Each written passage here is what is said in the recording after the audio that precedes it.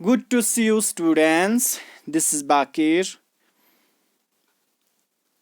Welcome to the fifth lecture of Tribal Discourse and the Vision of Golden Age. Last जो हमारा lecture हुआ था उस lecture के मदद से हमने देखा कि बहुत सारे ऐसे कम्युनिटीज़ थे जो कि usually they lived in forest, जो फॉरेस्ट में रहता था और समहाउ फॉरेस्ट में ही पूरा लाइफ इनका बसता था, इनका ज़िंदगी डिपेंड था ऑन फॉरेस्ट. सो हमने देखा कि बहुत सारे ऐसे कम्युनिटीज़ थे जो कि फॉरेस्ट में सेटल हुए और धीरे धीरे उन्होंने सेटलमेंट के करना स्टार्ट कर दिया और सेटलमेंट के साथ साथ अपने जो फील्ड है इसको कल्टीवेट करना और धीरे धीरे वो फील्ड इनको एक राइट्स के तौर पर मिलना भी स्टार्ट हुए. बहुत सारे ऐसे थे जो कि अभी भी Hunter gatherers and shifting cultivation करते थे और समहाउ ब्रिटिश ऑफिशियल्स को लगा कि हमें जो गोंड्स एंड संथाल्स है they were civilised and they were better than other groups like shifting cultivators, hunter और गैदरर्स. इनसे काफ़ी ठीक है. ब्रिटिशर्स को ये सारी चीज़ें फील होना स्टार्ट हुआ और उन्होंने कहा कि हमें इनको क्या करना है, सिविलाइज्ड बनाना चाहिए, क्योंकि अक्सर वो लोग जो जंगलों में रहते थे उनको वाइल्ड एंड स्वेज कहा जाता था और हमें इनको ज़्यादा से ज़्यादा सिविलाइज्ड बनाना चाहिए और सेटल अलग करना चाहिए. They were somehow the idea of British. Next है how did colonial rule affect tribal lives. कैसे जो कॉलोनियल रूल थे इन्होंने ट्राइबल लीव्स के ऊपर धीरे धीरे इफेक्ट किया.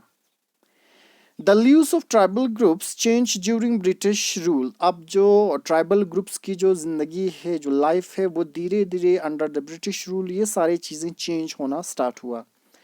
Late us see what these changes were. चलो हम देखते हैं कि आखिर ये चेंजेस थे क्या, कौन कौन सी चेंजेस रहा during the rule of British.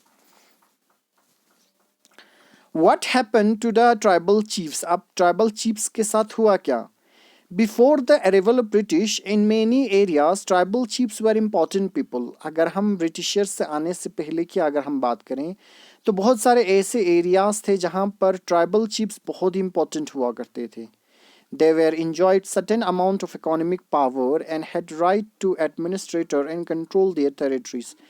उनके अंदर बहुत सारे इकोनॉमिक पावर थे, जैसे कि उनके अंदर ये हक था, ये राइट था कि वो एडमिनिस्ट्रेटर और कंट्रोल कर सकते थे टेरिटरीज को. In some places they had their own police and decided on the local rules of land and forest management. कुछ जगहों पर उनके खुद का पुलिस था और वो लोग खुद डिसाइड करते थे rules of land and forest management.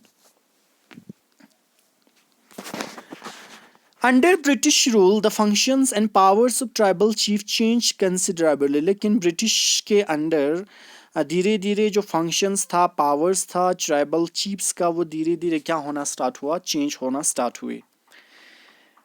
They were allowed to keep their lands titles over cluster of village and rent out the lands. उनको ये कहा गया और allow किया गया कि they allowed to keep their lands titles over cluster of village. उनको ये कहा गया कि जो अपनी लाइन का टाइटल्स है वो विलेज के नाम पे रखा जाए और ज़मीन को जो है रेंट आउट किया जाए. But they lost much of their administrative power and were forced to follow the loss made by the British officials India. और उनको ये कहा गया कि धीरे धीरे अब एडमिनिस्ट्रेटिव जो पावर है वो ख़त्म हो रहा था और उनको भी ये सारी चीज़ें फोर्स किया गया, मजबूर किया गया कि जो ब्रिटिशर्स ने लॉस बनाए थे, जो कानून बनाने थे, उन कानून को आपको क्या करना है, मस्ट फॉलो करना है.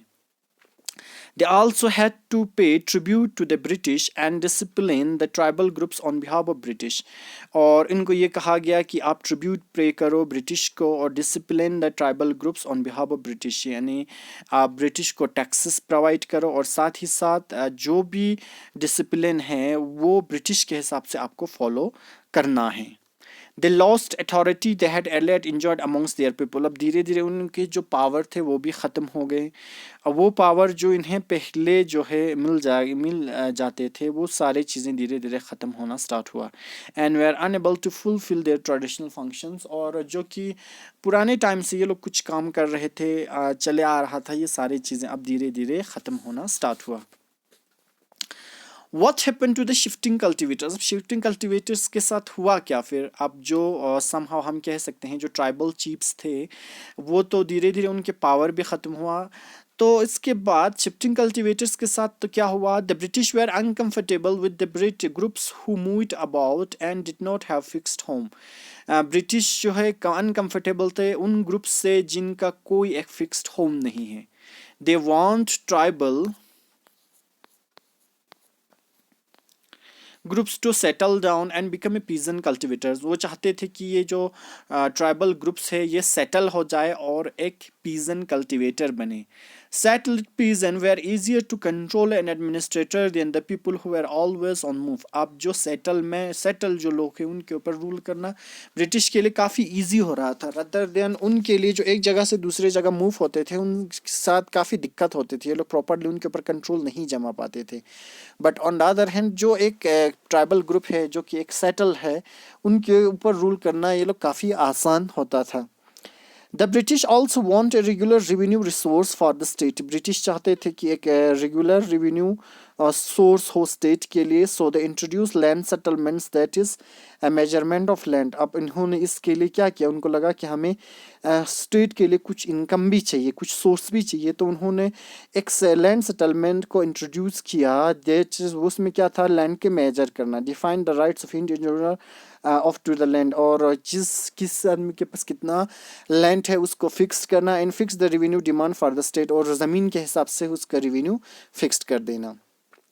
सम peasants were declared land owners, other were tenants. कुछ को कहा गया कि आप ज़मीन के ऑनर हो, कुछ टेनेंट्स। टेनेंट्स का मतलब वो लोग जो उसी जो लैंड ऑनर है उसके ज़मीन पर वो क्या करेगा? काम करेगा।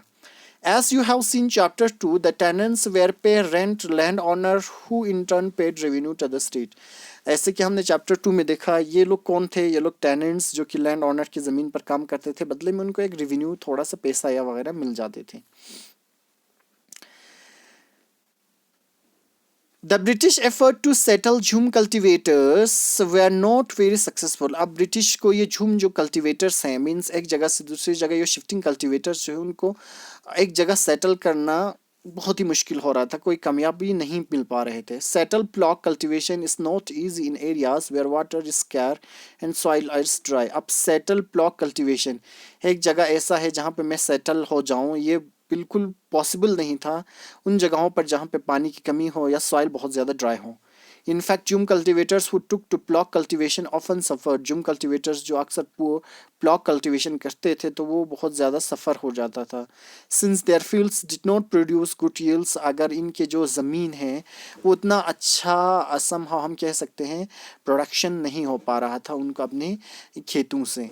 So the Jhum cultivators in northeast India insisted in continuing their traditional practice. So Jhum cultivators जो थे नॉर्थ ईस्ट के उन्होंने काफ़ी मजबूर किया, जोर दिया कि हम अपनी जो पुरानी प्रैक्टिस से उसी को कंटिन्यू रखेंगे। Facing widespread protests, the British had to ultimately allow the right to carry the shifting cultivation in some parts of forest. इसी बहुत सारे प्रॉब्लम्स को देखते हुए, इसी बहुत सारे प्रोटेस्ट को देखते हुए ब्रिटिश ने अल्टीमेटली जो शिफ्टिंग कल्टीवेशन है वो कुछ जगहों और कुछ फॉरेस्ट में अलाउ कर दिया गया।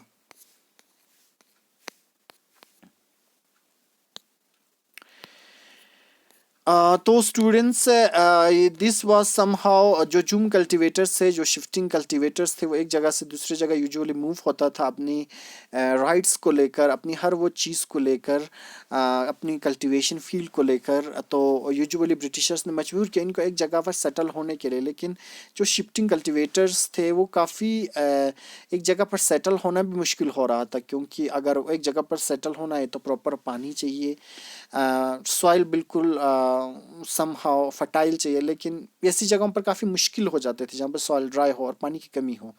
तो एक जगह ये लोग खेती करेंगे, दूसरी जगह किसी और जगह पे मूव होंगे। तो समहाउ हम कह सकते हैं कि इन्होंने बहुत ज़्यादा प्रोटेस्ट किए अगेंस्ट दिस सिस्टम, और बाद में इनको अलाउ किया कि आप जो है अपनी जो पुराने टाइम से चले आ रहे जो सिस्टम है उस सिस्टम को आप कैरी कर सकते हैं।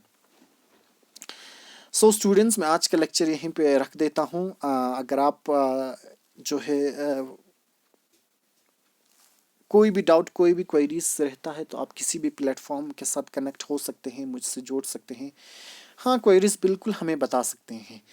और कोई भी डाउट रहता है तो स्टूडेंट्स आप प्लीज़ पूछा करें, मुझे कॉल कर सकते हैं, मैसेज भेज सकते हैं, और किसी भी प्लेटफॉर्म के साथ। और one of the most important is that कि आप बहुत सारे स्टूडेंट्स जिनके घरों में those who have their sister brothers, जो कि उनको वैक्सीनेशन के रिगार्डिंग आपको जागरूक करना है, and it is your responsibility कि आपको कोविड-19 और कोविड जो पैंडमिक है उनके प्रोटोकॉल्स को पूरी तरह से फॉलो करना है, एंड आगे जाके इनको सक्सेसफुली आपको जो है फॉलो करके हमें इसी कोरोना से फाइट करके ख़त्म करना है। Okay students, bye bye, have a good day.